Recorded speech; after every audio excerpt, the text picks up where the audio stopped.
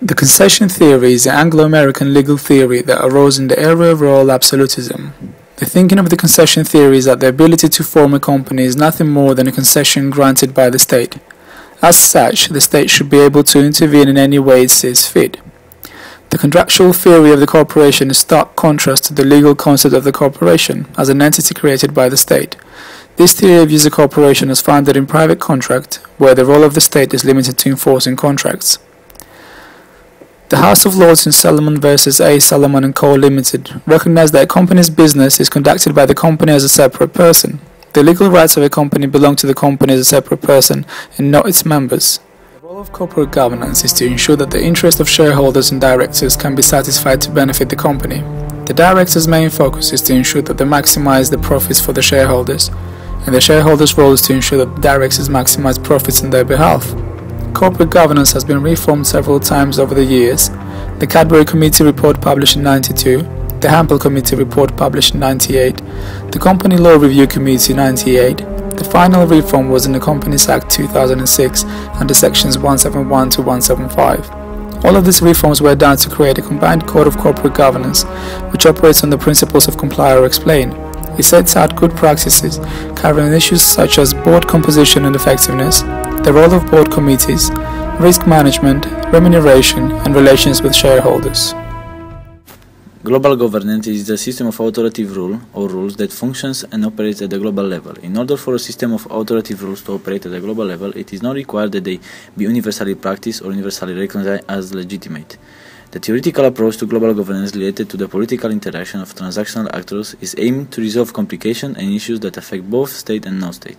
According to Houston and Sinclair, two theories have been identified. Regime theory. Depending on the scholar's approach, a regime may consist only of formal agreements between states and other parties, or it may include a set of disjunctive but predictable practices that produce coordination in the action of numerous agents. These practices govern a set of activities in a particular issues area of international affairs. Such areas include trades, diplomatic privileges, nuclear proliferation, OCHA news, environmental regulation, and many others. Rosneo approach. In 1992, James Rosneo defined global governance in general terms as an order that lacks a centralized authority with the capacity to enforce decisions on a global scale. There is of trend power movement towards the hands of transnational corporations and away from government control. This has resulted in a great harm to the environment. Regulation. Regulation can be defined as the process of the promulgation, monitoring, and enforcement of rules established by primary or delegated legislation. Examples of regulation include control on market entries, prices, wages, development approvals, pollution effects, employment for certain people in certain industries. Regulation should originate from private agreements such as WTO, World Trade Organization. The WTO is run by member governments. WTO regulates trade negotiation, implementation and monitoring, dispute settlement, building trade capacity and outreach. United Nations, the organization works on a broad range of fundamental issues from sustainable development, human rights, governance, economical and social development. Regulation must be established by legislation. Without government, there will be no corporation at all. The government grants a corporation license to operate. A psychopath is a mental disorder with affective and interpersonal traits such as superficial charm, pathological lying, selfishness, lack of remorse, and crueliness. Some corporate psychopaths thrive on the thrill-seeking, bore easily, seek stimulation, and play mind games with a strong desire to win. Coolest unconcern for the feeling of others can be defined as a lack of conscience and comes from the inability to empathize with others. This effectively removes the normal social barriers associated with respect for other people. This also explains the incapacity to maintain enduring relationships, although their typically charming front means shows that they have no difficulty in establishing them.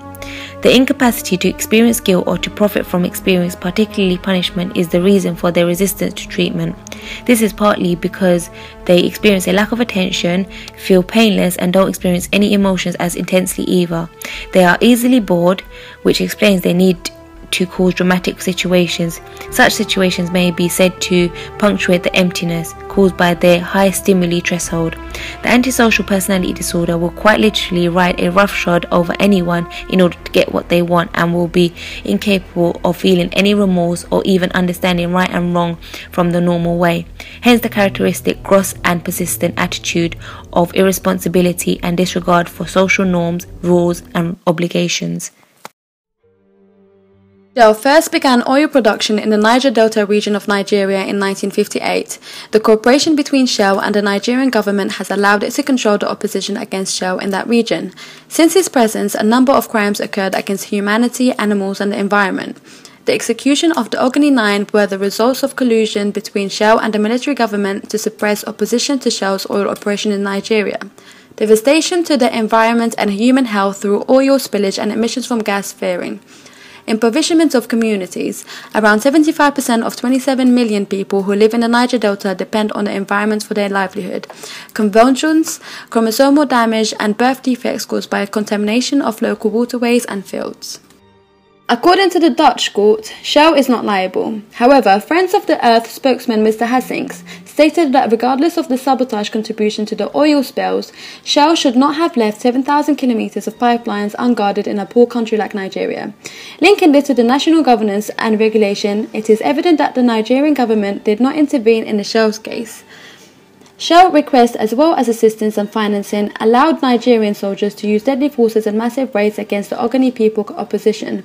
The UN involvement into the Shell case included analysing the case and giving recommendations that the Nigerian government and the SPDC should implement to improve the situation. December 1984, over 35 tons of toxic gases leaked from a pesticide plant in Pobel, owned by the US-based multinational Union Carbide Corporation, causing today around 25,000 deaths and 2 million still suffering from the ailments such as blindness, difficulty in breathing, cancer, birth defects and brain damage. 25 years later, toxic waste and contaminated water have not yet been resolved, and disgracefully, no one has been held accountable for the leak and its unspeakable consequences. On the corporate governance level, UCC was not equipped with the corresponding processing and safety capacity, because on the night of the gas leak, UCC's crucial safety systems were not functional. It has denied the fact that the MISA was a fatal poison. According to them, it was only tear gas. Therefore, the UCC could have prevented the disaster from happening. As a nation, India failed to protect the environment and the lives and human rights of local communities and workers. The failure was that the government did not require UCC as well as the other corporations to provide critical information about their operation. Allegations were made and were proved correctly that McDonald's had a Chinese manufacturer, City Toys, that exploited child labor. They made 14-year-olds work 16 hours a day and earning 1.5 yuan an hour to make toys. They had to stay at the factory sleeping on beds without mattresses and shared a 200 to 300 square foot room with 15 others, costing them 60 renminbi a month. With desperate needs, many youngsters at City Toys also worked under forged identity documents. The firm made regular audits, and the last announced audit stated that City Toys had fully complied with McDonald's Code of Labor Practice. However, McDonald's said in the statement it had no reason to believe that its supplier had breached its Code of Labor Practice, which banned child labor. On the corporate level, looking at this from the corporate's point of view, McDonald's attempt to distance itself from the deliberately illegal practices of its subcontractor without any concern for the children involved were both callous and hypocritical.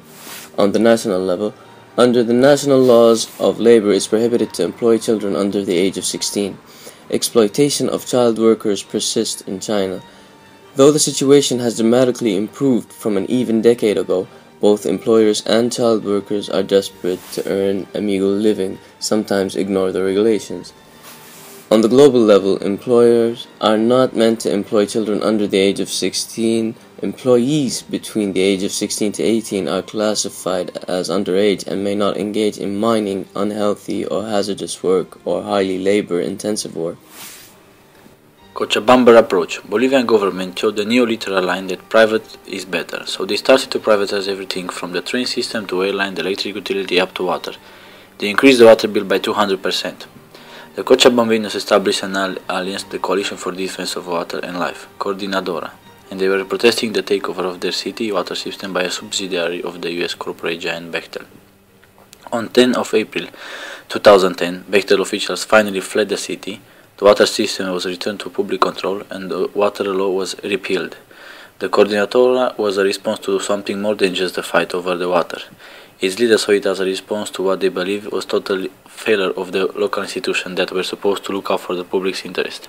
Unfortunately, the war was the only way to stop a corporation. Cochabamba Water were remaining an example for the government to not let such things happen again and to implement regulation which can balance the power of corporation.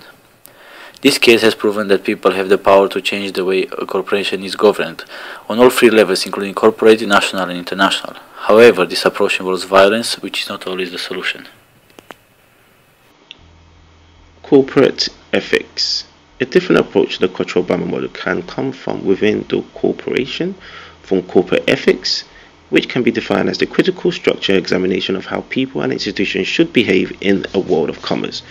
Corporate transparency. This allows the public to be aware of the action that the corporation takes, as well as protects employees and shareholders. Corporate accountability refers to the moral or legal obligation for companies of being accountable to the stakeholders of the organization or society as a whole. The fairness approach focuses on the fair and equitable distribution of goods and or the social benefits and social costs across the spectrum of the society.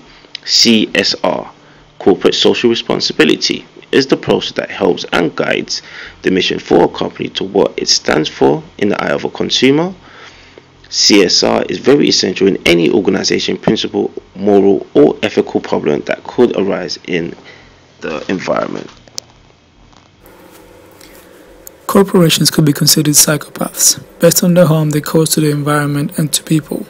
But the extent of this blame could be the lack of mandatory laws and norms governing corporations, legal complexities, and government failures. This still does not justify the fact that most corporations are willing to exploit people and harm the environment in order to make profit and increase their market share. The examples of corporations acting as psychopaths stretch beyond the documentary on corporations in this presentation.